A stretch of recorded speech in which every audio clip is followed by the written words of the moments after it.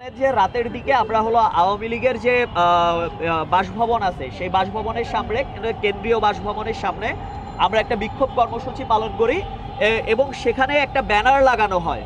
তো সেটা নিয়ে আমি একটা পোস্ট করি ফেসবুকে এবং এই ফেসবুকে পোস্ট করার পর এটা মুহূর্তেই ভাইরাল হয়ে যায় এবং ওই পোস্টে গেলে আপনারা দেখবেন আমার অ্যাকাউন্টে ওই পোস্টে বিভিন্ন আওয়ামী লীগ ছাত্রলীগ ফ্যাসিস্টবাদী যারা আছে তারা অকথ্য কুকথ্য ভাষায় আমাকে গালমন্দ করে এবং আমাকে হুমকি ধামকি দেয়।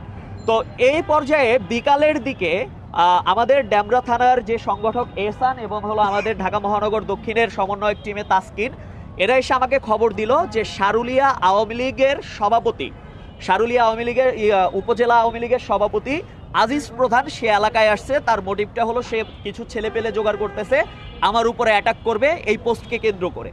তো তখন আমরা তাকে বললাম যে তাহলে চলো আমরা কয়েকজন ছেলে পেলে নিয়ে তাকে ওইখানে আমরা ধরে আমরা প্রশাসন খবর দিই। আচ্ছা, এখানে একটা প্রশ্ন থাকতে পারে যে আপনারা আসলে তাদেরকে ধরার কে, প্রশাসন কেন ধরতেছে না? আমি আপনাদেরকে স্পষ্টভাবে বলে দিতে চাই যে আমরা যাত্রাবাড়ি কদমতলী ডেমরা 3 থানা নিয়ে আমরা সমন্বয়ে বিভিন্ন ধরনের কাজ করতেছি, বিভিন্ন জায়গায় বিভিন্ন অপারেশন করতেছি। তো যে ব্যাপারটা সেটা হলো আমরা পুলিশকে এর আগে বিভিন্ন আওয়ামী লীগ ফ্যাসিস্টদের তথ্য দিয়েছি বাট তথ্য দিলেই দেখা যায় যে পুলিশকে তথ্য দিয়েছি বাট তথ্য লিক হয়ে তারা আসলে পালিয়ে যাচ্ছে। মানে এই তথ্যটা লিক করতেছে কারা?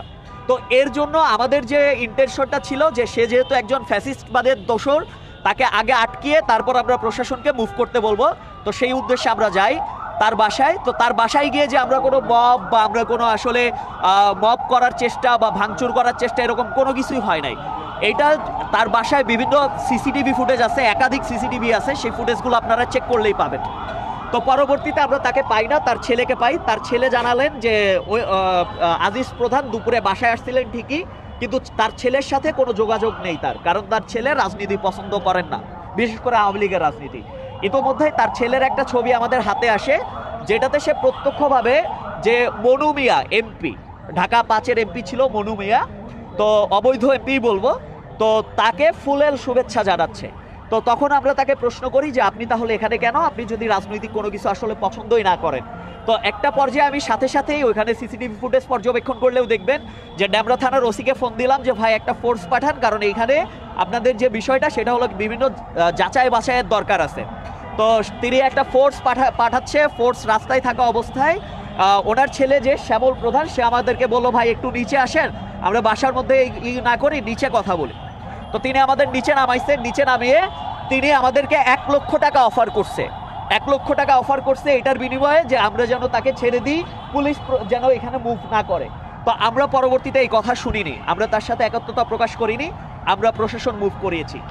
এদেরই মধ্যে প্রশাসন যখন রানীমহল ব্রিজে, এসআই মাহফুজ ছিল ডেমরা থানা থেকে, তো ওনারা যখন রানীমহল ব্রিজে আমাদেরকে ফোন দেয়, আমরা 3 জন, আমি তাসকিন এবং হলো এহসান, ওনাদেরকে নিয়ে আসতে এগিয়ে নিয়ে আসতে আমরা সামনের দিকে যাই এবং 2 জনকে আমরা এই শ্যামল প্রধানের কাছে রেখে যাই।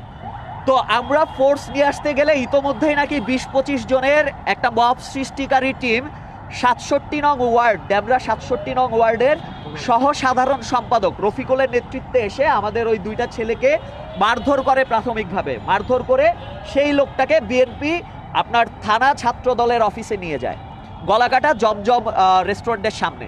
তো পরবর্তীতে এটা আমরা যখন ফোর্স মুভ করাই, যখন এই বিষয়টা আমরা জানতে পারি, তখন আমরা সরাসরি আসলে যিনি ছাত্রদল সভাপতি আছে তাকে ফোন করা হয়। তিনি বললেন যে তোমরা অফিসে আসো, আমরা বিষয়টা আলোচনা করে তারপর দরকার হয় একসাথেই তাকে আইনের হাতে তুলে দিব।